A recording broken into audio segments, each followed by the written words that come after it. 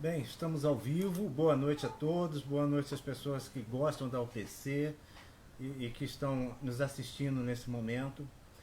Eu sou o Alexandre Teixeira, sou professor de trombone da Universidade Federal de Uberlândia e um dos coordenadores de um programa de extensão da universidade chamado Orquestra Popular do Cerrado, para os mais íntimos, OPC. E nós estamos hoje fazendo a 9ª edição de um projeto chamado Por Dentro da UPC. Bem, nesse projeto nós falamos aí sobre vários aspectos da orquestra, falamos sobre os naipes da orquestra, teve uma live só sobre trombone, outra sobre saxofone, sobre as origens da orquestra. Na semana passada nós tivemos a presença do professor Silvano Baia, que nos falou sobre a origem da orquestra Big Band, nessa formação originalmente norte-americana, mas que se espalhou pelo mundo, né, e tem servido de referência para a gente também. E hoje nós vamos encerrar essa série com a presença do professor Rafael Ferreira. Eu vou deixar meu colega aqui fazer as apresentações, né, o professor Helder, e a gente vai passando a palavra aí para o nosso convidado. Boa noite a todos que estão mais uma vez nos acompanhando aqui pelo Facebook. Hoje temos a honra e o prazer de receber o professor Rafael Ferreira, professor de sax da Universidade Federal de Uberlândia. E hoje iremos falar não só de sax, mas vamos falar de improvisação. Apesar do professor ser professor de sax, vamos falar de algo um pouco mais específico, que é a improvisação no contexto da Big Band.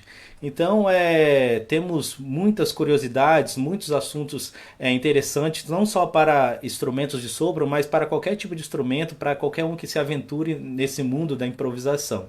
Então, sem mais delongas, eu passo a palavra agora para o professor Rafael Ferreira, que vai falar um pouco, né, da sua carreira, da sua trajetória, e mais já agradecendo pela disponibilidade de participar conosco.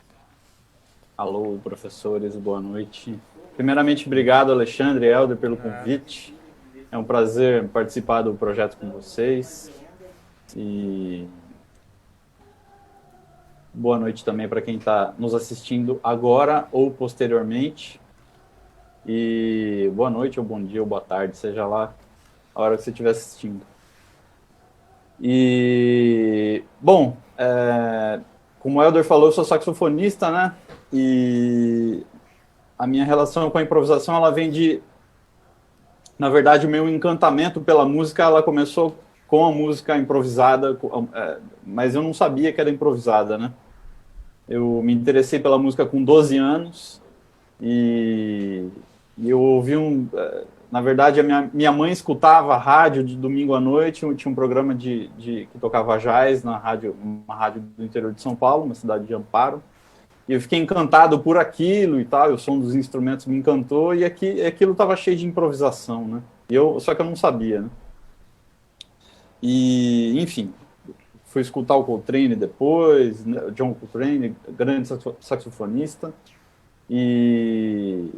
Enfim, a minha formação ela vem de banda de coreto, assim como a de muitos músicos de sopro do interior do país, né?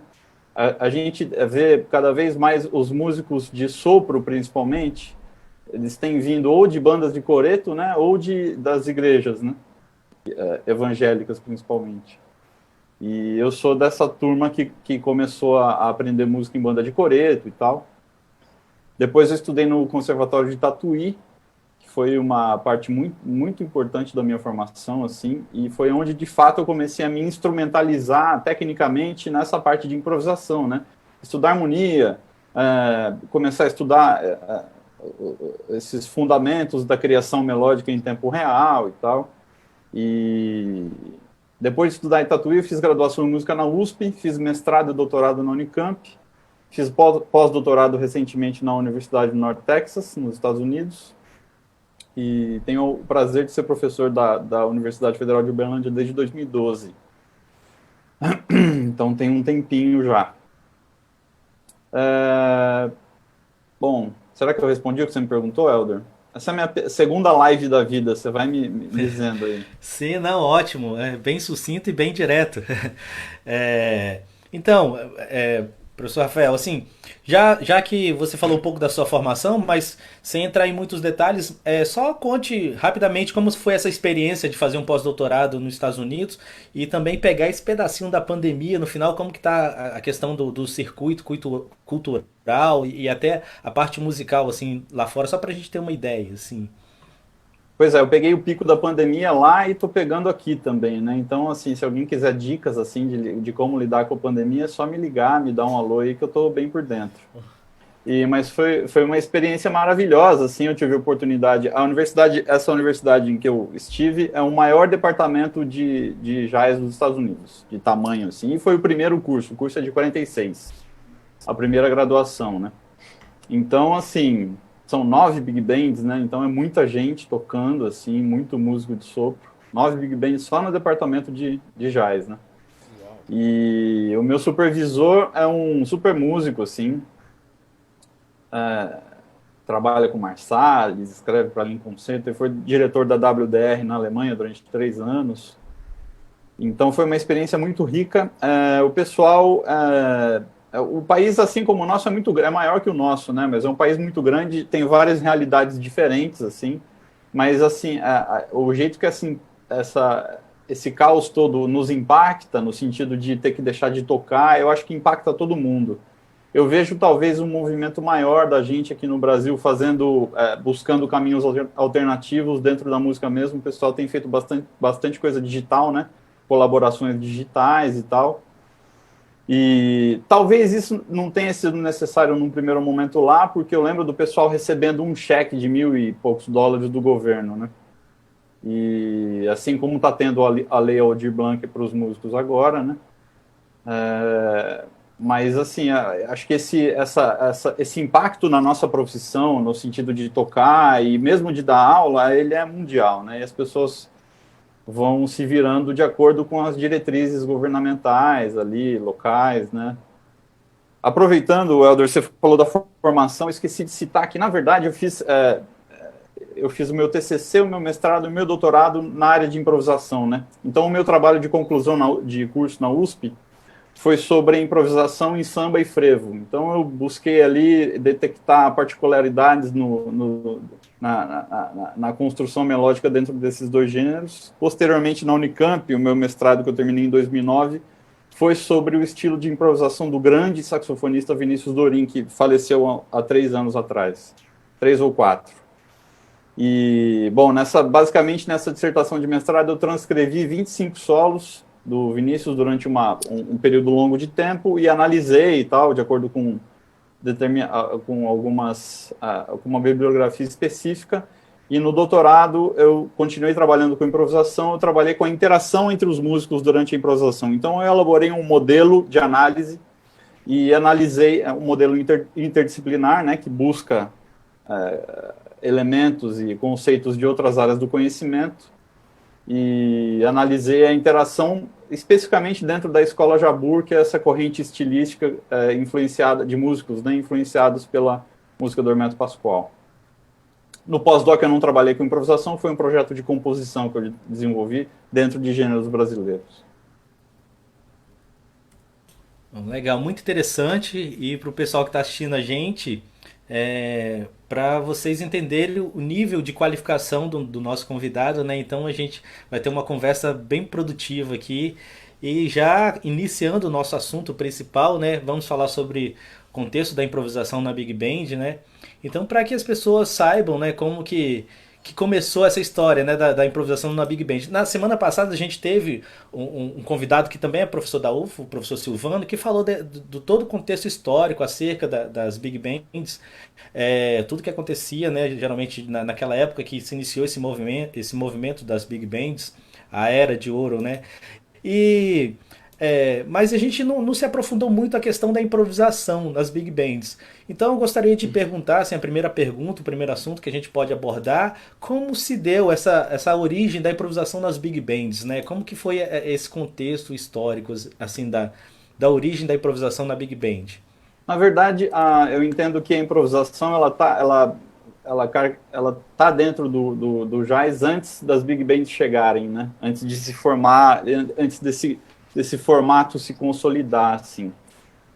A improvisação, ela é de fato, né, a gente consegue observar, sim, é fácil de observar que a improvisação é uma das características que melhor definem o jazz, assim, um dos elementos que são chave na definição do jazz. E aquela improvisação coletiva que vem de New Orleans e tal, ela tá antes, né, em que um instrumento toca uma melodia, o outro instrumento, pode ser o trombone, por exemplo, toca as fundamentais, isso com ornamentações, né, e um instrumento melódico mais agudo, mais leve, tipo, por exemplo, a clarineta, ornamenta isso, né? Toca voice leadings e dentro desse contexto. Então essa improvisação coletiva ela tá antes, né? O Silvano deve ter falado do boom das big bands, né? Na era do swing, e ali já tinha espaço, né? Esse espaço da improvisação dentro da big band ele vai se modificando no decorrer da história, né? Eu entendo que havia uma limitação por conta do tamanho do disco, de vinil, as músicas tinham que ter até 3 minutos e meio, mais ou menos, então não tinha muito espaço para uma pessoa ficar improvisando ou solando, mas isso vai aumentando, né? Mas até hoje a gente observa no repertório, nas partituras, nas grades, que a gente tem determinado repertório com bastante espaço para improvisar e outros repertórios com menos espaço para improvisar, né? Mas esse espaço para alguém brilhar ali, né? Para alguém sobressair, para criar um pouco ali, um pouco mais à vontade, sair do que está essencialmente escrito, né? Ele vem desde sempre no jazz, né? Você falou uma coisa interessante, e só para confirmar, assim, a improvisação daquela época, né, no início, principalmente das big bands, e até antes um pouquinho, né, no Dixieland, era um pouquinho diferente do que a gente tem hoje, né, da improvisação. Até porque vamos dizer assim, a técnica para improvisar foi sendo construída através de um tempo, né. Podemos dizer que naquela época a improvisação consistia mais nessa questão de ornamentação, na questão melódica em si, como base para improvisação. E eu até faço um paralelo um pouco, vamos dizer assim, superficial, comparando com uma improvisação melódica que acontece no choro. Não na sua totalidade, mas de forma bem superficial. É uma improvisação que é centrada principalmente na melodia, adicionando alguns elementos, alguns ornamentos, era basicamente isso, né? Que é um pouco diferente do que a gente tem hoje, né, da improvisação. Essa verticalização da improvisação, ela chega com o bebop, né? Porque o que acontecia anteriormente, não que não aconteça mais, mas é que a improvisação era pensada de maneira linear, de maneira horizontal, ou seja, em volta da melodia, né? Com o bebop, essa verticalização, esse conceito de pensar nos acordes e nas tensões dos acordes, ou extensões dos acordes, ou tensões disponíveis dos acordes, ele chega com o bebop. Porque quando a gente fala de swing, a gente está falando de música para dançar, né? E o bebop surgiu justamente como uma negação dos próprios músicos com relação à música para dançar. Eles colocavam placa na frente do palco, tipo, proibido dançar, alguma coisa assim, mas era uma música muito rápida e que também harmonicamente talvez não era convidativa para se dançar. Mas quando a gente fala de big band na era do swing, a gente está falando de superstars, né, de grupos, da fã-clube dos caras. Tipo, a gente vê hoje em dia, sei lá que artista seria, mas mulherada na frente do hotel, desesperada, gritando, Glenn Miller, sei lá. São as bandas pop, né, os pops da época. Exatamente. Tommy Dorsey, sei lá, imagina. Exatamente. Então, é uma outra relação, né? Porque também o contexto da improvisação, né, a função da improvisação também era um pouquinho diferente, né, do que a partir do bebop foi se transformando, né? Era uma música... O bebop é uma música um pouquinho mais sofisticada, mais elaborada, que atraía mais as pessoas para que sentassem e ouvissem a música, né? Enquanto a função da Big Band na era do swing era uma função quase que estritamente ou exclusivamente para fazer o público dançar. Então, assim, entretenimento. Entretenimento, exatamente. Então a improvisação naquele gênero, né? seria até um pouco estranho para as pessoas que estivessem ali ouvindo uma música, né? O que aquela pessoa está fazendo totalmente fora daquilo ali, né? Daquele contexto de melodia, né? Então, ela acontece, mas são espaços bem menores, né? O espaço é diferente, né? Não, é bem legal a gente saber dessa parte introdutória aí. Mas então, já pegando para parte quente da história, né? A gente vai falar de bebop, que vem logo depois, né? Como você mesmo falou, dessa questão da negação. E então, sim, o bebop eu acho que foi o que fez, né, o chamariz, o que deu o início, né, a esses vários outros movimentos que teve, né, principalmente no jazz e na música improvisada. A gente depois teve, além do bebop, a gente teve o cool, o fusion, o pop, e esses gêneros seguem até hoje de forma nas big bands e até fora delas, e sempre utilizando a improvisação como algo característico, né, dessa manifestação artística. Então a gente pode falar agora um pouco desses gêneros que surgiram a partir do bebop. Qual a diferença, as principais diferenças, né, entre esses gêneros, tanto da característica dos gêneros quanto das características de improvisação? O que você pode falar a respeito disso? Eu acho que essas fronteiras, Helder, elas não são tão bem definidas, né? As coisas às vezes se misturam um pouco.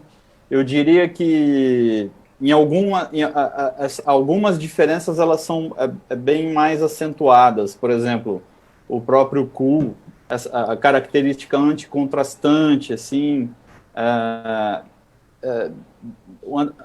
diferença nos andamentos com relação ao bebop, né, por exemplo. Diferença nos andamentos, no tratamento harmônico. Uma figura-chave assim, para a gente entender boa parte desses gêneros é o próprio Miles Davis, né? Que foi que sempre foi um cara que esteve na linha de frente, né? Dessas transformações estilísticas do que estava mais em alta, né? Do que seria o mainstream aí. Bom, a gente tem modal, tem fusion, acho que o que acontece hoje em dia é que a gente está numa grande torre de Babel, né? Que tudo acontece ao mesmo tempo, né? Que é uma coisa que a gente foi vendo as coisas bem sedimentadas, as coisas bem separadas, né? No recortes, né? Isso, bem recortadas no decorrer do século XX. E hoje a gente vive numa era que que as pessoas tocam de tudo, as coisas convivem, né? É mais ou menos o que aconteceu 100 anos atrás com a música de concerto, né? Mas, enfim, essas fronteiras, às vezes, elas se misturam, né? Hard bop, bebop, o que mais você falou? Acho que tem coisas que são um pouco mais fácil tipo, o próprio cool, ou fusion, o próprio pop é um pouco mais fácil da gente definir. Né? Eu até citei esses quatro porque são as características mais gritantes, né? Vamos dizer assim, as mais que são mais em evidência. O pop, o fusion, o cool e o bebop, por exemplo. Mas a gente também tem que ter a noção que os gêneros que vieram antes foram influenciadores dos posteriores, né? Então assim, a gente não tem como falar de Miles Davis sem falar de Charlie Parker, porque o próprio Miles Davis foi influenciado pelo Charlie Parker. Muito, muito. Então assim, pode continuar. O que acontece é que a gente, quando vai improvisar hoje, a gente opera a partir de pelo menos 100 anos de história. Então a bagagem ela vai aumentando, né? Tem até uma discussão na musicologia sobre a dificuldade maior ou não de ser músico hoje, por exemplo, dado o fato de que a gente tem que absorver uma gama muito maior de influências do que uma pessoa que vivia na época pré-gravação, por exemplo, que vivia aquele momento, né? A gente não vive só mais o nosso momento, a gente vive todos os outros anteriores. Então sempre que você vai tocar, sempre que você vai compor, você está sempre operando a partir de uma história no caso da música popular influenciada pelo jazz, a partir de, sei lá, 120 anos de história, né? E não há uma negação de tudo que acontece, né? Por exemplo, no surgimento desses gêneros, alguns artistas, né, tentaram fazer algo totalmente novo e dedicaram somente aquilo. Hoje o músico tem que ser totalmente plural, né? Ele tem que tocar tanto bebop, pop, fusion, bossa nova, samba, tem que ser até pela questão mesmo da sobrevivência do músico, né? Sim. E até uma coisa que acaba passando pela formação das pessoas, e a gente como professor sabe isso muito bem, né? Que a gente tenta englobar é difícil, não dá. A realidade sempre transborda as nossas vontades, né? Mas o nosso intuito é sempre prover pro aluno a maior o conhecimento mais global possível, né? Que ele consiga atender as demandas que aparecerem, eventualmente, né? No caso do improvisador também, isso acontece, a gente estuda estilisticamente as coisas, né? Exatamente. E agora, assim, para quem se interessar mais sobre esses gêneros, assim, alguns nomes principais, por exemplo, pode ser no contexto da Big Band até fora, né? Porque a gente tem alguns gêneros que não incorporaram assim esses conjuntos maiores, né? Mas quais os nomes, por exemplo, no bebop, não tem como a gente falar de bebop sem falar de Charlie Parker, né? Acho que Dizzy Gillespie também. O Dizzy Gillespie e Charlie Parker são os dois pilares do bebop, assim. Uhum. Exatamente. O Miles, ele esteve envolvido em pelo menos 5 grandes revoluções que aconteceram no jazz, né? No Cool, no Fusion também, enfim, são 5. Tem até uma história com a primeira-dama dos Estados Unidos, não sei se vocês conhecem a história com a primeira-dama dos Estados Unidos. Ele foi numa festa na Casa Branca e aquela coisa aquela história que os caras têm lá de uma divisão racial muito acentuada e tal, e acho que a primeira-dama perguntou para ele, o que você está fazendo aqui? Claro que eu posso estar fazendo um arranjo nessa história aqui, mas basicamente a história é essa. Ele estava numa festa na Casa Branca, a primeira-dama pergunta para ele, o que você está fazendo aqui? Ele falou, olha, eu revolucionei a música ocidental 5 vezes, e você, além de dormir com o presidente, o que mais que você está fazendo? Então, e era um cara super ácido, né? Era uma pessoa super Isso que eu ia falar, o humor ácido, né, tá sempre latente, né, no Miles. Uhum. E o mais, assim, a importância para ele, né, no jazz e na improvisação, assim, a importância dele, né, é gigante porque ele passa por tudo isso, né? Então, assim, é um camaleão, né? Exatamente. Ele começou com Charlie Parker, a gente tem gravações incríveis dele com Charlie Parker, depois tem gravações totalmente diferentes que a gente fala, é outra pessoa. Entendeu? E no próprio Cool mesmo, ele revoluciona aquele disco mesmo com o Gil Evans, que é totalmente diferente de tudo que ele já havia feito, né? Então, assim, e vai pro Fusion e até na década de 80, incorporando algumas músicas, por exemplo, daquele pop, daquele dance dos anos 80. Michael Jackson. Michael Jackson, Cyndi Lauper, tem um vídeo dele tocando Cyndi Lauper, pois é. Então, assim, totalmente camaleão, né? Mas os Davis andava de Ferrari, né, cara? Isso era financeiramente orientado. Na verdade, essas mudanças todas eram com fim financeiro também, não só estético musical. Sim. Então, para quem quiser se aprofundar, esses nomes que a gente está citando aqui, dá uma pesquisadinha que vocês vão descobrir diferentes estilos, né? Entre, por exemplo, Miles Davis e se quiser aprofundar no bebop, tem que estudar Charlie Parker e outros nomes também, né? Exatamente. Então é isso aí, basicamente isso. Bom, então, transitando, né? A gente falou um pouco dessa questão mais histórica, né? Vamos transitar agora pro tempo atual, né? Falando de big bands, assim, no tempo atual. O que mudou da questão da improvisação, né? Essas características da improvisação, principalmente nas big bands, né, contemporâneas, assim. Quais são as características estéticas da improvisação das big bands contemporâneas hoje? A gente tem vários big bands aí, inclusive depois você vai citar algumas, né, para quem tiver interesse em ouvir. Mas qual é essas principais características estéticas na improvisação atualmente? Olha, acho que tem alguns nomes aí bem importantes nessa caminhada estético-musical que acontece na escrita para grupos grandes, né, para ensembles grandes. E eu diria que o Bob Brookmeyer é uma figura muito importante, o próprio Gil Evans, que você já falou, é uma outra figura muito importante. E inclusive o Bob Brookmeyer mesmo foi professor de muitos compositores, arranjadores muito importantes hoje. Mas o que acontece é que a improvisação, com o passar do tempo, ela vai ganhando mais importância e ela passa a fazer parte do desenvolvimento da peça, né? Então, a gente fala de um conceito de obra aberta ou obra semi-aberta, e dentro disso entra a improvisação, porque a gente observa na música de concerto, quando a gente chega na música do século XX, o compositor vai querendo cada vez mais ter controle do que o intérprete vai tocar. E tanto é que a gente chega na música que só o computador consegue tocar, porque um ser humano não consegue, né? Eu tenho estudado umas coisas de modulação métrica e tal, tem umas coisas que, cara, é humanamente quase impossível de ser exato aquilo ali.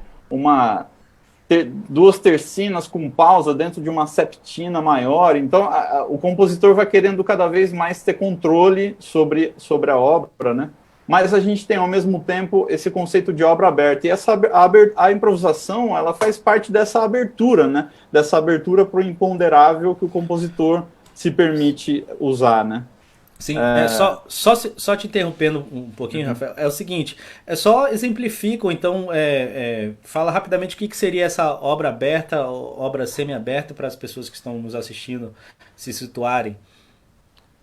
Bom, eu diria que nessa ideia de obra aberta, com essa noção de obra aberta, o compositor ele abre a possibilidade de que cada vez que aquilo for executado tem um elemento completamente diferente ali. Então, porque cada improviso vai ser, um dia vai ser de um jeito, outro dia vai ser de outro, né? Então a banda do Village Vanguard toca toda segunda-feira. Tem algumas partes ali que vão ser iguais, entre aspas, né? Porque elas estão escritas, então tem uma articulação combinada, as notas são as mesmas, os ritmos são os mesmos, os timbres dos instrumentos são os mesmos. Essa parte em que o compositor deixa em aberto é a parte que ele não sabe o que vai acontecer. A improvisação entra justamente aí, né?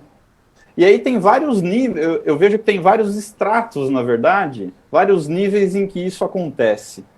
Em compositores contemporâneos como a Maria Schneider, por exemplo, ela especifica o caráter da improvisação. Então ela fala, olha, aqui você vai começar calmo, aqui você vai crescendo, aqui é tudo muito especificado como se são instruções mesmo para o improvisador. Aqui você toca bis, aqui você toca mais nota. São instruções mesmo que estão ligadas ao que o resto da banda está tocando. Essas instruções para o improvisador. E tem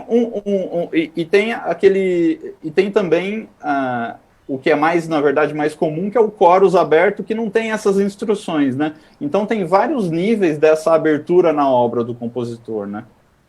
Mas eu diria que por influência desses professores e músicos também, a importância da improvisação ela vai sofrendo diferenças, né? Ela vai se modificando. Entendi. E aí, hoje, qual o panorama que a gente tem da improvisação? Assim, a gente tem big bands que conservam alguns características, né? Vamos dizer assim, um caráter um pouco mais, vamos dizer assim, tradicional. Anos 80, o tradicional, alguns que levam por um lado um pouquinho mais moderno, mais pensando em dar mais abertura ainda para o improvisador. Eu acho que tem de tudo.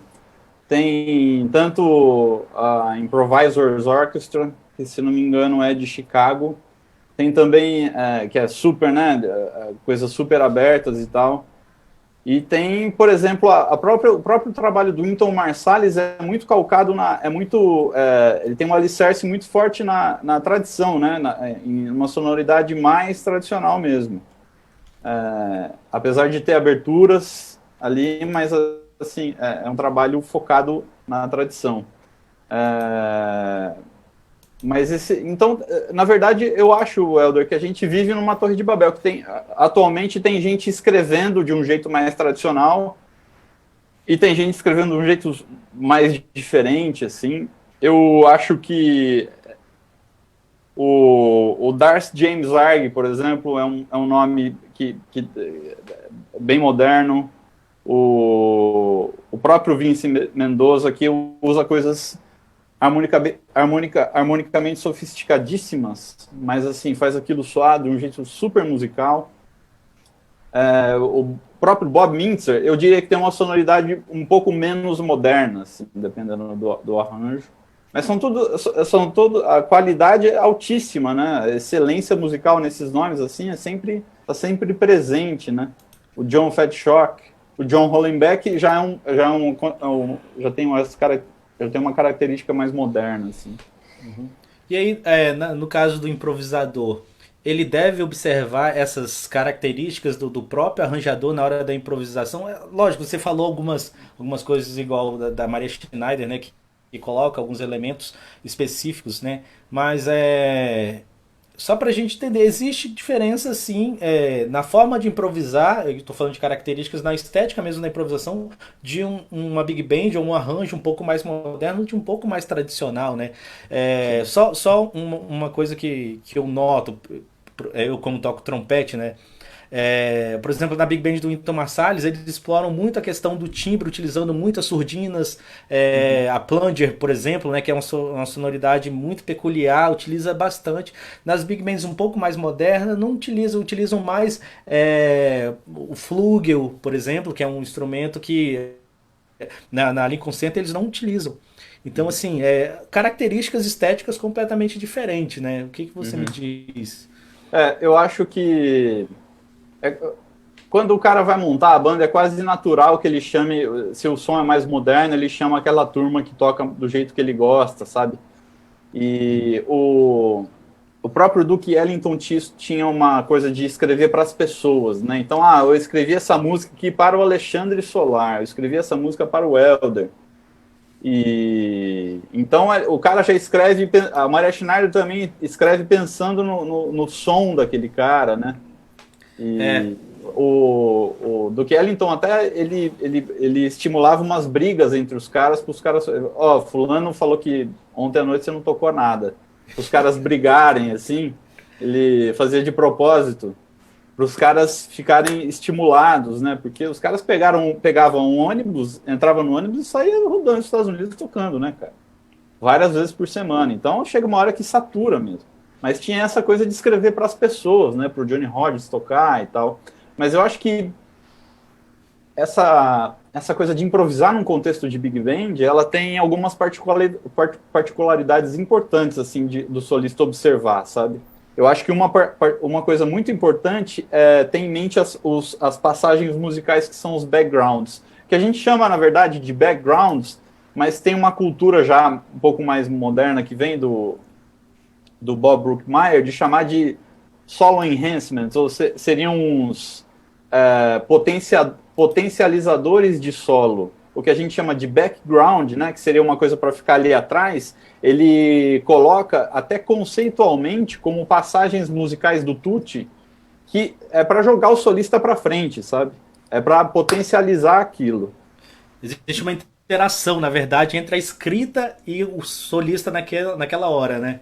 Isso. E isso é muito importante, assim, essa diferença de você solar num contexto que você está com uma cozinha só, ou você está com outros sopros tocando outras linhas escritas atrás de você. Isso é muito importante. O que se fala bastante é de estudar esses backgrounds, pegar a grade, sentar no piano, tocar os voices do naipe de saxofones, tocar os voices que estão rolando ali no momento do solo. E é muito importante também ter na cabeça esses backgrounds, porque isso porque assim, às vezes tem uma passagem que é dos trompetes forte, assim, e não adianta você competir com aquilo, sabe? Então tem que tocar de acordo com aquilo. Então tem essa jogada de eventualmente você deixar um espaço no solo improvisado, quando tem alguma coisa muito impactante no background, enfim, tem uma questão clara, isso quando está escrito, né? Eu acho que é muito importante também nesse contexto de Big Band, o equilíbrio do volume, solista versus banda. trompete e trombone são instrumentos de sopro que, mesmo acústicos, eles têm bastante volume, né? Saxofone tem gente que tem muito som, mas em geral é um instrumento que tem menos som, né? Menos volume de som. Então isso faz parte do musicianship. Acho que os próprios músicos observarem essa questão do equilíbrio de volume, sabe? Às vezes o que vem a banda atrás, aquilo é para ser forte mesmo. Mas o que eu vejo muitas vezes é a banda tocando forte demais, sem necessidade em cima do solista, e ele acaba sumindo, né? Então essa é uma questão importante também, assim. É verdade. É uma coisa que você falou, a gente vê principalmente com músicos experientes. Naquela hora que a Big Band vem o tute, os 4, 5 trompetes ali no fortíssimo, agudo, com aquela pressão de som, na hora do improviso, o músico está improvisando, ele para e deixa aquilo soar, que é aquela parte que é quase um clímax, né, na hora do solo, que na verdade a ideia que ele faz anterior complementa, né? Esse background complementa a ideia, ou pode-se falar vice-versa, né? O background complementa a ideia dele, e a ideia dele é complementada pelo background. Ele deixa para o background aparecer naquela hora do tute, né? Do fortíssimo. Isso é Sim. interessante que músico experiente tem isso, de não competir, porque não vai ser ouvido, né? Pode ser o melhor som do momento ali, ele não vai ser ouvido. Então, assim, isso é bem interessante. Mesmo que seja ouvido, vai ficar bagunçado, né? As coisas não vão se definir, né? Exatamente. Isso é uma coisa bem pertinente, assim, pra gente que trabalha com big bands, observar a questão da construção do arranjo também, né? E para quem está improvisando também, a construção do arranjo, na hora que o arranjador tá... Você tem uma experiência como arranjador, né? E sabe, quando a gente está escrevendo, a gente tem uma ideia de que o arranjo, ele pode chegar numa parte que é o ápice, né? Que é o clímax do arranjo. Isso pode ser, inclusive, em um solo, né? Sim, isso acontece bastante no contexto contemporâneo. Exatamente, inclusive quando a gente tem ideia de quem vai solar a música, né? Eu vejo isso bastante com a Mara Schneider, você citou o exemplo, que tem uma trompetista que sempre toca com ela, que é a Ingrid Jensen. Exatamente, então assim, os solos de trompete são pensados na Ingrid Jensen, então exatamente porque a compositora, no caso, e a arranjadora, conhece o tipo de improvisação e sabe que aquilo ali vai complementar a obra e trazer uma característica geral, principalmente para aquela hora do solo, né, com os backgrounds. Então, assim, é bem interessante a gente observar essas características. Sim, eu vejo que a improvisação ela funciona bastante nesse contexto em que o compositor dá instruções, né, que é o caso dela, né, dá instruções e escreve mesmo na parte, aqui está acontecendo mais coisa, tem mais elementos acontecendo atrás do solo e tal, e o solo caminhar junto, né? Fica muito interessante. Tem um disco do Ivan Lins com a Metropole Orchestra de Amsterdã, que tem uma música lá que me fugiu, qual música é agora, mas tem um saxofonista italiano, será que é o Rosario Giuliani, ou é o Stefano Di Battisti, é um cara que toca sax alto, que é italiano, e toca como solista nesse disco. Novo, né?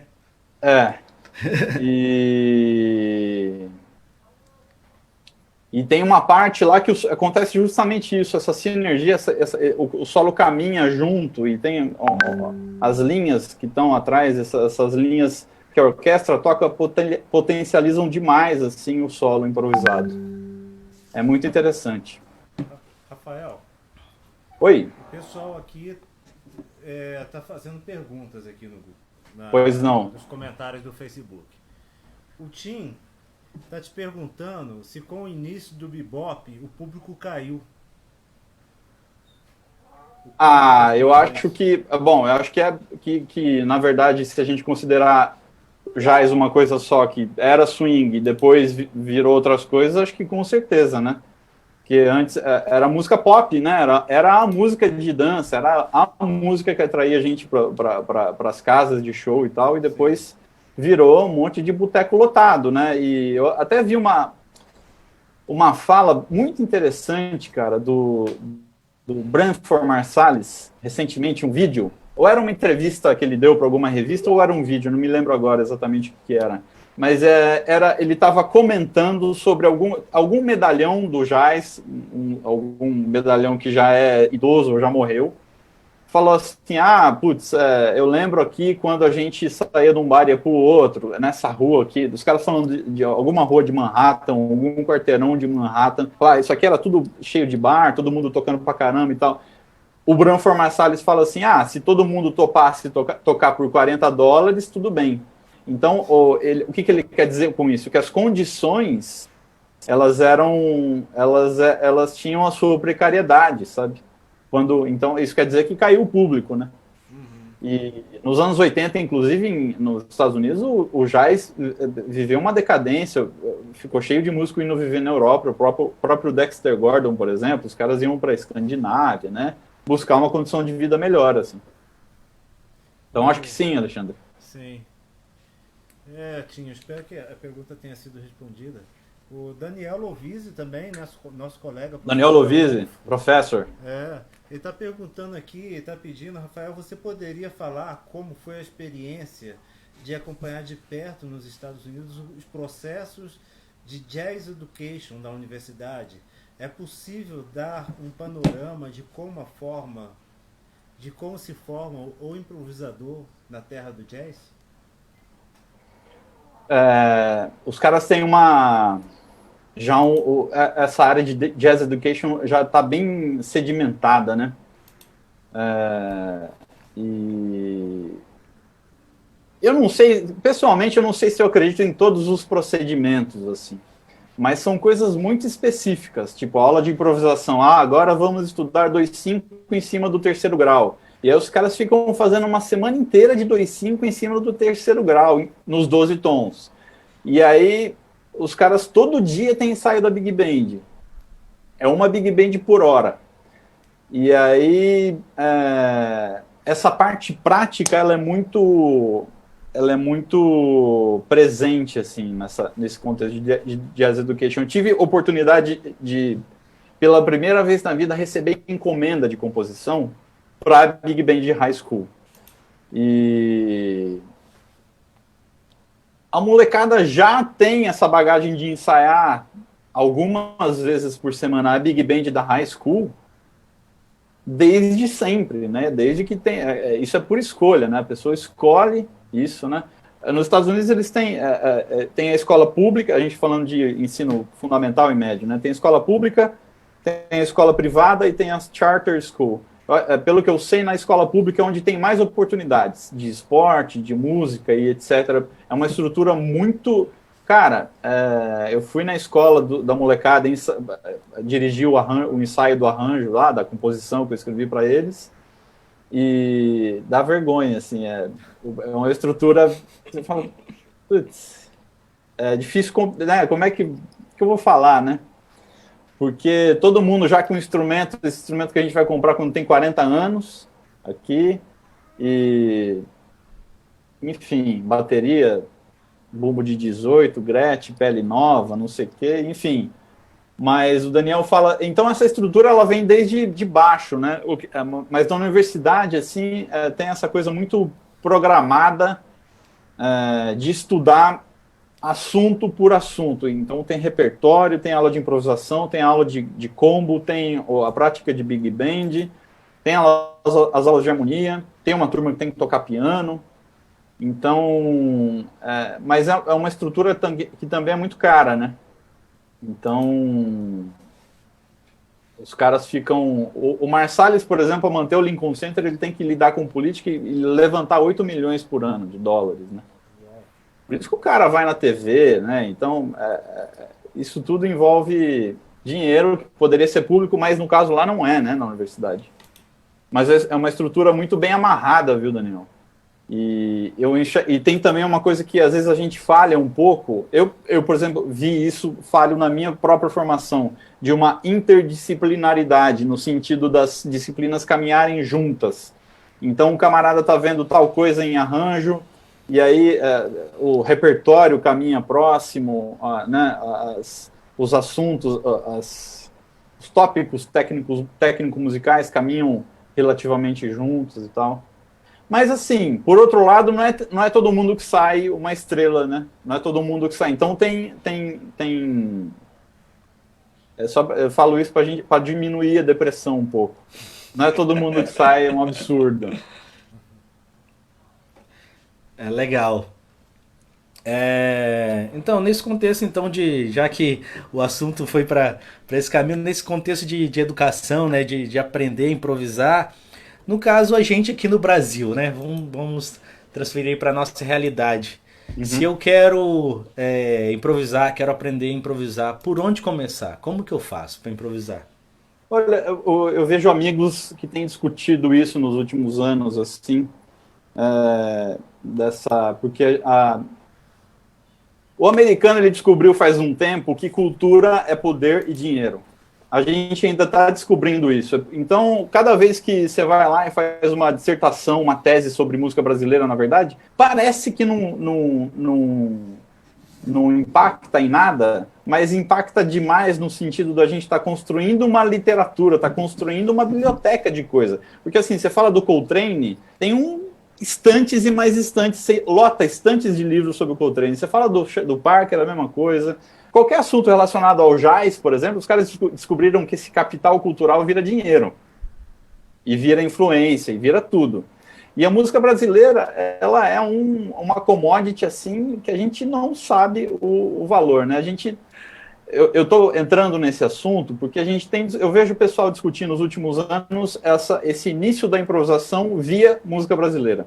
Porque o que a gente tem de sobra é material do jazz. Então a gente tem os métodos do Abersold, tem toda aquela pancada de coisa que vem dessa literatura berkeleyana. As pessoas têm se arriscado cada vez mais. Eu acho que a gente tem que construir essa literatura ainda, porque a gente precisa de abundância de títulos, né, para poder se apoiar. É o que acontece no jazz. Então, assim, eu diria que a bibliografia mais sedimentada é essa bibliografia jazzística mesmo. Então ela começa de um jeito bem simples. O próprio Abersold é muito legal, o primeiro volume. Ele fala de criatividade, ele fala de cantar, e as músicas, cantar o som dos acordes e reproduzir no instrumento. Isso no instrumento de sopro ele tem algumas implicações, e nos instrumentos piano, guitarra, por exemplo, tem outras implicações que a gente, por exemplo, não consegue. Nós três aqui somos sopristas, né? A nossa relação com a harmonia ela é muito particular, né? Que a gente desde sempre, eu não sei vocês, mas eu fui tocar piano muito tempo depois de estudar. O meu instrumento é saxofone. Então a gente se habitua a tocar uma nota de cada vez, né? A gente é cantor, né? E os caras têm... Então a gente perde um pouco para a gente internalizar essa verticalidade dos acordes é um pouco mais difícil. Mas o método do Abersold eu acho que ele é válido, os caras usam. Mas eu diria que é muito importante ouvir música, né? Ouvir muita música. E acho que isso se conecta com uma coisa que a gente conversou agora há pouco, que é justamente, talvez isso seja até um fator complicador, que a gente tem um repertório enorme para dar conta, né? A gente que é brasileiro mais ainda, porque você tem a obrigação de conhecer baião, afoxé, né, ou ijexá, ou samba, etc e tal, e tem o repertório dos caras e tem a música de concerto também, né? Então entra muita coisa no balaio aí, né, pra gente conhecer. Mas eu diria que ouvir é fundamental e começar estudando com harmonia simples e tal. Eu, na minha formação, eu tive a sorte de ter uma parte dessa iniciação com música brasileira. Isso fez muita diferença para mim. E eu vejo essa diferença até hoje. Até na hora de fazer o pós-doutorado, isso fez muita diferença. Porque a gente constrói o alicerce ali. O alicerce é muito importante, né? Sim, com certeza. Mas você citou a Abersold, né? Que eu acho que todo mundo que se aventura conhece, assim. Mas tem algum específico que você deu ele tem uma série de livros, né? O Jaime Abersold. São mais de 100 volumes, né? Além desses play-alongs, tem ainda livros, né? Livros mesmos, livros grandes. Tem algum particular, assim, que você utilizou para estudar? Sei lá, estudo de escalas, essas coisas. Teve algum, sim? Ô, Eder, eu não vou mentir para você. quando a gente estudava, a gente tem mais ou menos a mesma idade, eu acho, e eu sou de 83, então quando eu comecei a estudar a improvisação, não tinha computador, não tinha disponível para xerocar essas coisas também, não tinha, porque hoje em dia você pega um site russo, tem tudo lá, né? O primeiro, só uma experiência rápida. O primeiro a episode que eu comprei, o Play Along, juntou eu e um amigo, a gente pediu juntos, era $26 cada um, pelos correios, e eu tirei xerox do dele, ele tirou xerox do meu, e cada um ficou com o original. Era assim que a gente comprava. E mesmo assim tem que vender o rim, né? Exatamente. Mas pode continuar, desculpa. Não, imagina. Bom, então o fato é que assim, eu estudei com os caras que escreviam no caderno, né, em Tatuí, por exemplo. O professor pegava o seu caderno e escrevia, ó, tal acorde, você vai estudar essa semana arpejos maiores com sétima maior. Eu fui ter acesso ao playback, cara, depois que eu comprei meu primeiro computador quando entrei no mestrado, pra você ter uma ideia. Então eu fui ter acesso ao playback nessa, assim. Então eu estudei, não consegui usar, né? Mas eu acho um privilégio, na verdade, a moçada hoje em dia às vezes até ajuda, mais atrapalha do que ajuda, né? Porque é tanta coisa, cara, que o cara não consegue. Ele fala, nossa, mas onde que eu começo? E aí ele estuda 15 minutos do primeiro volume e já vai pro 120º, né, bicho? Aí atrapalha tudo. Mas eu diria que começar com harmonia simples ajuda bastante. Outra coisa que é muito importante é essa consciência da forma, né? Então, o cara vai estudar um blues, por exemplo, que é o que o pessoal começa estudando, muitas vezes no Brasil também, e, em geral, no quinto compasso vai mudar de acorde. Então, essa consciência da forma, quando a gente está começando a estudar, é difícil, né? Ter a consciência da forma. Ela já começar buscando isso é muito importante. Aí o playback ajuda muito, sabe? Tem razão. A questão também de acompanhar as mudanças do acorde, né? Que a gente também está trabalhando ali o ouvido o tempo todo. Que é difícil, né? No começo, assim, é muito difícil. É como se você tivesse que mudar uma chave, né? Você fala, nossa, tava usando tal escala, agora eu tenho que usar outra. Num contexto modal, né? De um acorde parado, assim. Exatamente. Então, mas aí que tá. Você falou uma coisa que é bem interessante, né? Da gente. Aqui a gente tem a nossa riqueza, né, na música brasileira, variedade de ritmos, gêneros, e tocar esses gêneros. Eu tô entrando nesse assunto porque eu sei que você tem um trabalho com a Big Band, que depois no final você vai ter um espaço até para deixar aí o endereço dos trabalhos, mas no caso da improvisação na música brasileira, como lidar com isso, né? Improvisar nesses diferentes gêneros. A gente está falando de improvisação no jazz, aí na música brasileira a gente tem aí uma infinidade de subgêneros, vamos dizer assim, ou então ritmos, né?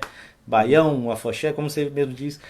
Como improvisar então nisso tudo, nesses diferentes gêneros?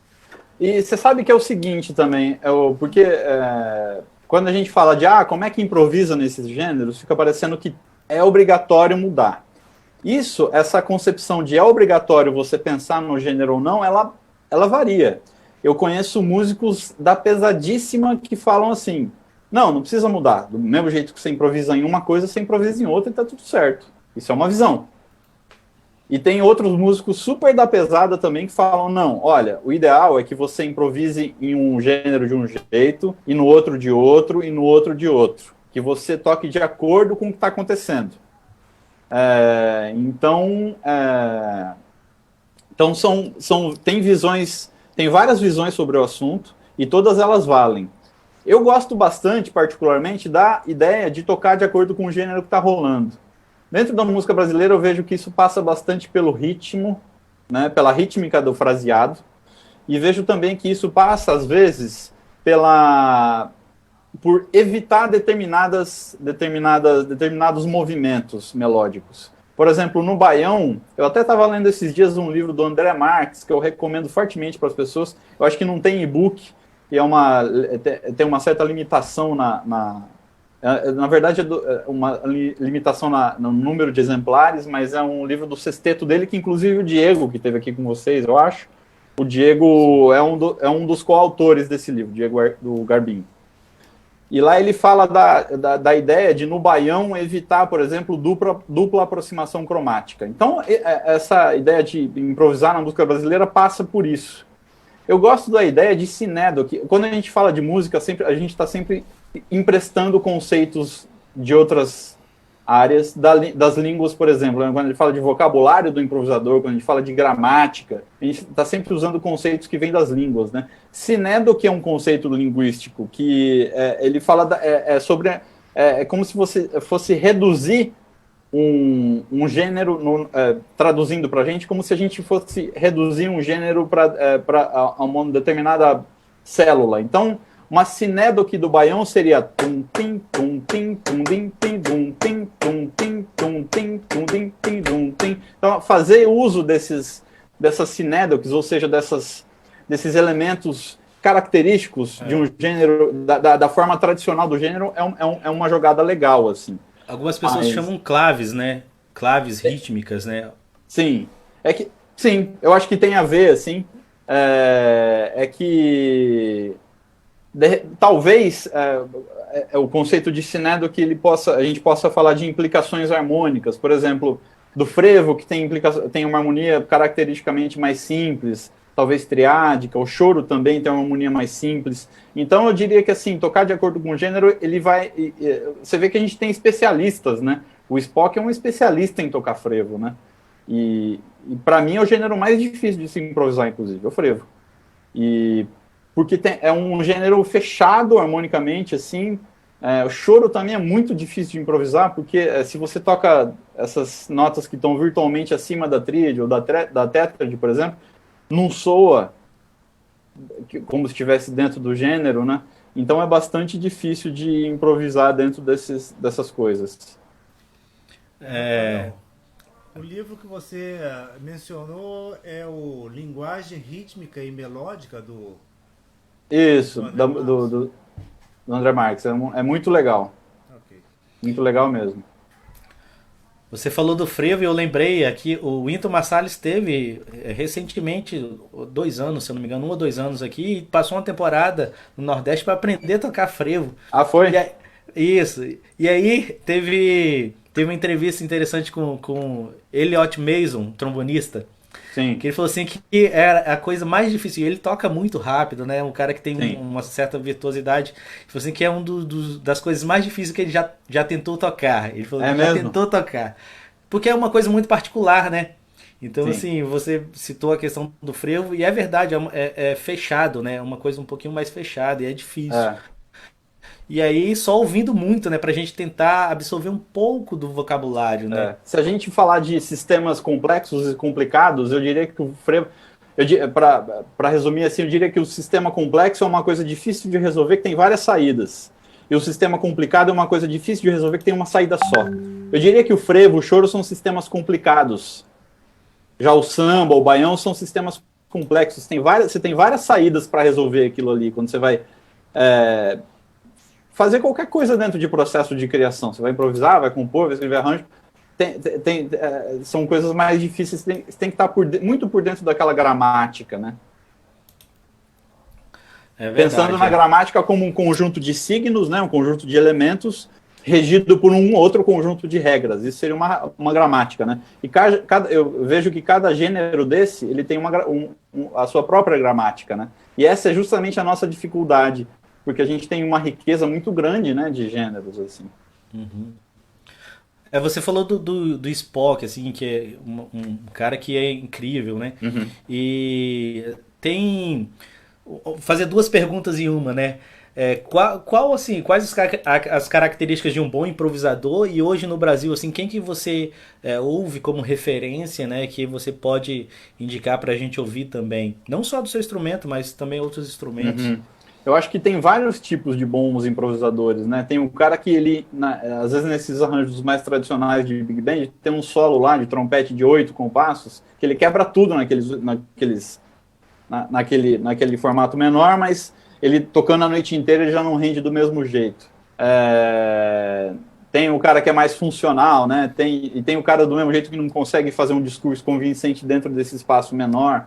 eu acho que tem vários conceitos de bom improvisador, assim. Tem um cara que é mais funcional, que ele chega no estúdio, improvisa um solo pop muito bem dentro do gênero e tal, usando todas as inflexões e articulações que dizem respeito, e também as construções melódicas que são mais recorrentes ali. Então, acho que tem várias concepções do que pode ser um bom improvisador, depende muito do contexto, sabe? Você perguntou o que é ser um bom improvisador? E a respeito de referências, assim, de bom improvisador para você, não só do seu instrumento, mas outros sim. instrumentos. No Brasil pode ser também fora, né? Eu diria que a gente tem... Nossa, tem muita gente, né? O Hamilton de Holanda, ele se destaca, assim, né? Que transborda música, né? É impressionante, assim. O Proveta também é impressionante. O próprio... Se a gente vai falar de... Bom, o próprio Xinguinha era um grande improvisador, né? Aquela improvisação dos contracantos, né? Aquilo tem uma especificidade muito interessante, assim. E... Nossa, é difícil, hein, enumerar, assim, cara. É muita gente, né? O Diego é um improvisador impressionante, né? Com uma proficiência impressionante, né? O Diego Garbim. Muita gente boa, muita gente surgindo também, né? Muita gente nova aparecendo e com linguagens diferentes, né? Exatamente. Então, é até difícil nominar, né? Alguns. É difícil. Mas tem essas referências grandes aí, né? Que são referências para todo mundo, né? E assim, um nome internacional que você indicaria para alguém ouvir, assim, ó, ouça esse cara, assim. Nossa, também parece É mais difícil. difícil ainda. Mas o Chris Potter eu acho que é muito impressionante, assim. E esses caras têm uma formação muito sólida, então o jeito de tocar hard bop é diferente do jeito de tocar bebop. O cara pega o sax alto, ele soa de um jeito, pega o tenor, soa de outro completamente diferente, toca mais moderno, toca a capela, toca de vários jeitos, improvisando ou não, né? Eu gosto muito de... Bom, tem várias vertentes também, né? Um dos caras mais geniais, assim, que eu acho que tem é o Vijay Iyer, que ele tem ascendência indiana ou nasceu na Índia, mas ele é diretor do Jazz Studies, ou é um programa de música geral em Harvard. E ele é um cara que tem formação de física e história e etc. Assim, é uma mente brilhante mesmo, e é um pianista super da pesada. Foi um dos shows mais impressionantes que eu vi nos últimos anos, assim. E... Nossa, mas ele é da turma de um cara que chama Rudresh Mahantapa, que também tem ascendência indiana. Então esses caras usam... Acho que essas fusões do jazz com diferentes músicas étnicas, né, incluindo a brasileira, ela é muito enriquecedora, né? Muito enriquecedora. Sim, e isso acontece no mundo todo, né? A gente vê essas misturas em diferentes países, tanto no Brasil mesmo que teve essa influência, a gente já até falou sobre isso em outras lives passadas. A gente tem influência do jazz na música africana, nem influência, mas uma mistura, né? Na música africana, na música indiana, na música de vários países, né? Diversas culturas, né? Isso é bem legal. Rafael, tem mais uma pergunta aqui, deixa eu aproveitar Opa, essa pausa. Vamos lá. O Daniel Lovise também está perguntando sobre o mercado de trabalho do pessoal que sai dos cursos lá nos Estados Unidos. É um mercado grande, assim? Porque você falou 9 big bands, né, no curso de jazz aí. Eu acho que, olha, infelizmente eu vejo uma similaridade no mercado mundial, assim, dos egressos de cursos de música.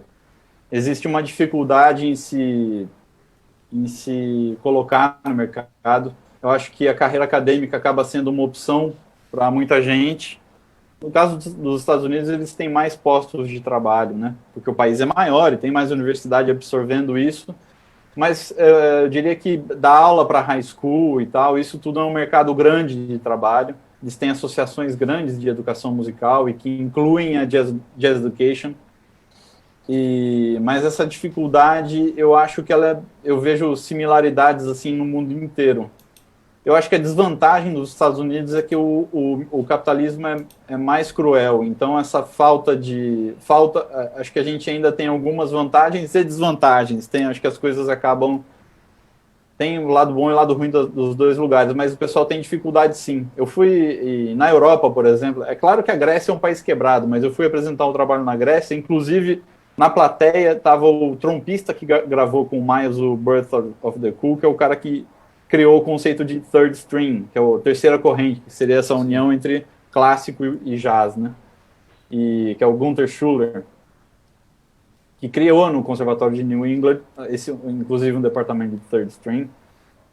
Mas eu estava conversando com o pessoal lá, eu falei, e aí, o que vocês vão fazer depois que eles estavam fazendo faculdade de música? Eles falaram, você é garçonete, você sei lá o quê, porque tem essa dificuldade mesmo em países da Europa, né, de se colocar, né?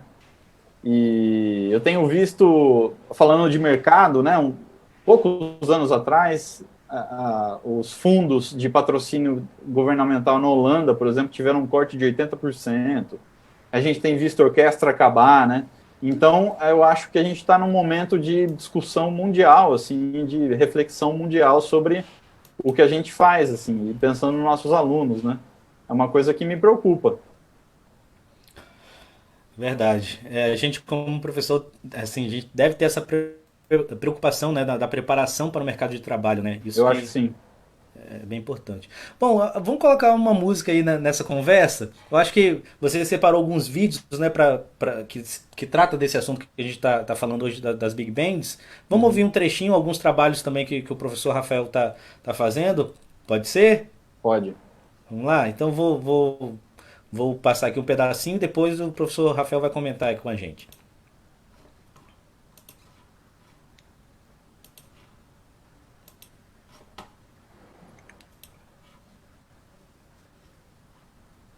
Opa, peraí, só um minuto.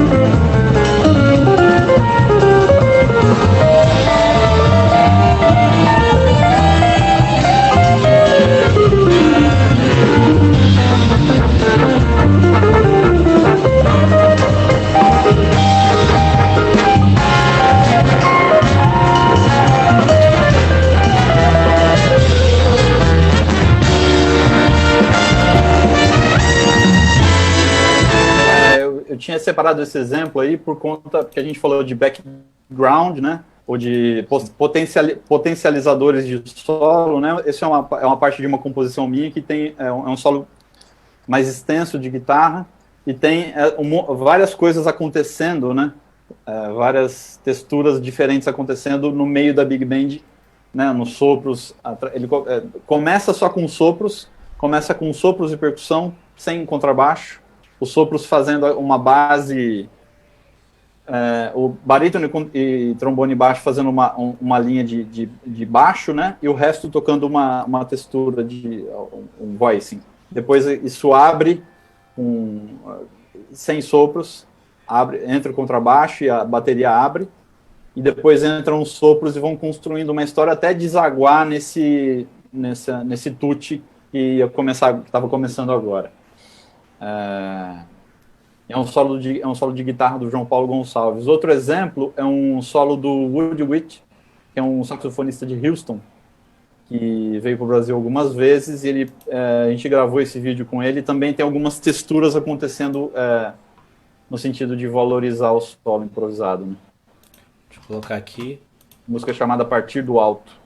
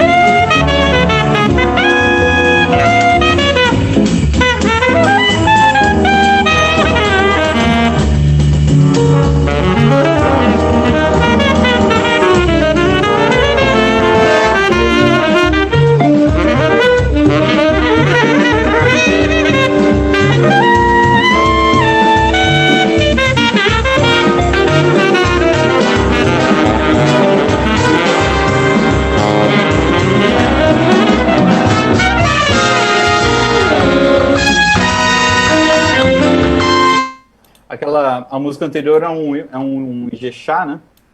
E essa Ijexá, Afoxé, depende de quem está falando, mas como Ijexá é um gênero que eu fui trabalhar também durante o pós-doc, eu fiz uma revisão bibliográfica e na etnomusicologia o pessoal chama de Ijexá mesmo. E o primeiro foi um Ijexá e agora esse é um samba, né? E o contexto harmônico é bem diferente. O primeiro a gente tem uma harmonia mais parada, mais modal, e esse, não que seja tonal, mas é bem difícil de improvisar. O Woody quebrou tudo aí.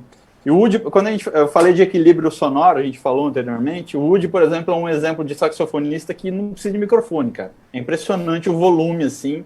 É um cara impressionante, muito som. Mas não é todo mundo que é que nem ele, né? Às vezes a gente fica...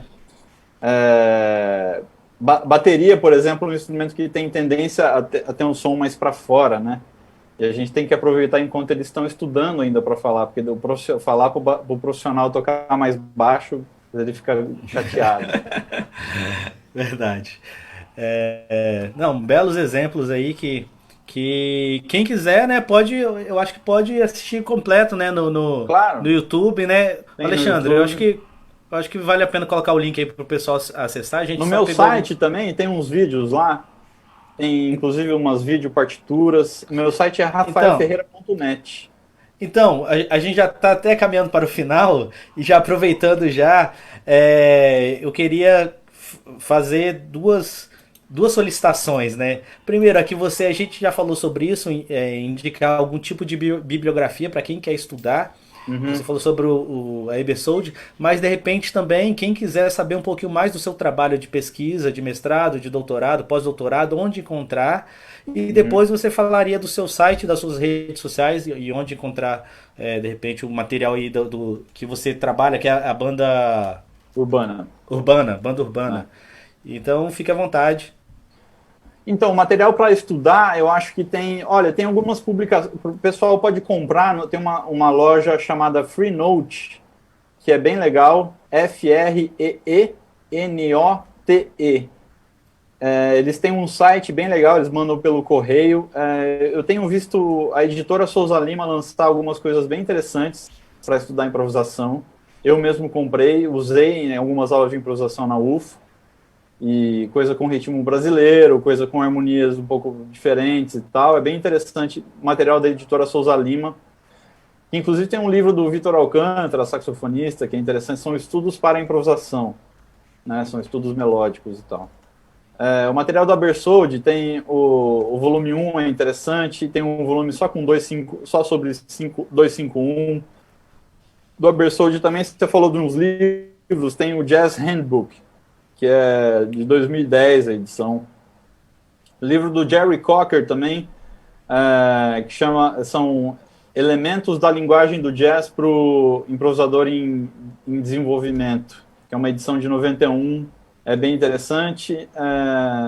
Tem alguns livros de teoria que são interessantes, o Jazz Theory Book, do Mark Levine, e o livro Jazz Theory Resources, do Bert Ligon. São livros interessantes assim para se familiarizar com vocabulário harmônico e etc. Esses livros, se o Alexandre não encontrar aí, depois a gente coloca nos comentários. Eu tenho todos eles. Certo. Eu indico lá na bibliografia lá pro pessoal nos Legal. comentários. Eu coloquei aqui no chat nosso, tem uns títulos. Se vocês Tá. quiserem Ah, colocar nos tá. comentários, pode ser também. Ah, tá, já tá aqui, então é só copiar. É. Ok. Ótimo. E aí você falou, bom, o meu site tem link lá para as redes, alguns vídeos no YouTube. O meu site que é Rafael com PH, rafaelferreira.net. A dissertação está lá, a dissertação acho que não está lá, mas tem alguns artigos que eu publiquei nos últimos anos lá, sobre improvisação, inclusive. Minha tese de doutorado está lá, em TXT. Tem várias sessões lá, tem uma sessão com vídeos, tem alguns vídeos lá, com partitura passando, inclusive, para ficar mais claro para quem é músico. Legal. E na sessão TXT tem artigos meus e também tem a tese de doutorado lá. Legal. Tem um canal seu do YouTube? Tem um canal no YouTube que tem vídeos que eu fiz e também tem vídeos em que eu participo. Então eu tenho playlists lá no YouTube, tenho algumas que eu tô de sideman e tenho meus vídeos como solista também. Legal. Redes sociais, Instagram, Facebook, também tá tudo lá no site. Tá tudo lá no site, só ir no site que. Eu preciso alimentar as redes sociais, mas elas existem. Elas estão lá. E a gente vai se censurando, né? É difícil ter conteúdo relevante para colocar. Então eu vou colocando meio. É difícil para mim ter conteúdo relevante para colocar. Então eu vou colocando meio sazonalmente, assim. Uhum. Mas com certeza o pessoal vai gostar do seu site e das suas redes aí, com certeza. Bom, a Se gente quiser está saber finalizando. sobre futebol, saber sobre o time do Mojimirim de 1994, é só me dar um toque também que a gente esclarece as dúvidas aí, Opa! né? Tá certo.